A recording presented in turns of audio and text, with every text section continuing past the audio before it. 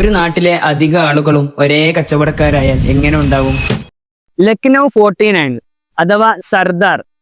നമ്മുടെ ഇന്നത്തെ വീഡിയോ ഇയാളെ കുറിച്ചാണ്.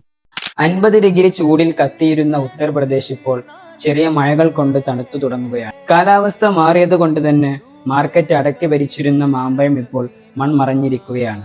അങ്ങാടികളും തെരുവുകളും ഇപ്പോൾ പേരക്കയാണ് ഭരിക്കുന്നത്. അതെ, ഉത്തർപ്രദേശിൽ ഇപ്പോൾ പേരക്കയുടെ സീസണാണ്. കിലോക്ക് 60 രൂപ ഉണ്ടായിരുന്നതിന്റെ സ്ഥാനത്ത് ഇന്നത്തെ വില വെറും 20 രൂപ മാത്രമാണ്. അടുത്തുള്ള തോട്ടങ്ങളിൽ നിന്നും പറിച്ചു കൊണ്ടുവന്ന് ചെറിയ കുട്ടകളിലായും തള്ളുവണ്ടികളിലായും വിൽപ്പന നടത്തുന്നു.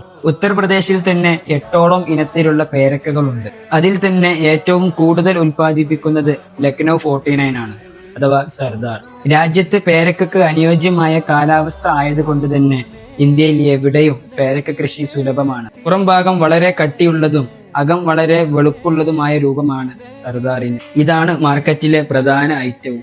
അനുകൂല കാലാവസ്ഥ കാരണം നമ്മുടെ രാജ്യത്ത് എവിടെയും പേരക്ക വളർത്താമെങ്കിലും പേരക്ക വളർത്തുന്നതിൽ ഇന്ത്യയിൽ 1-ാം സ്ഥാനത്ത് ഇപ്പോഴും ഉത്തർപ്രദേശ് തന്നെയാണ്.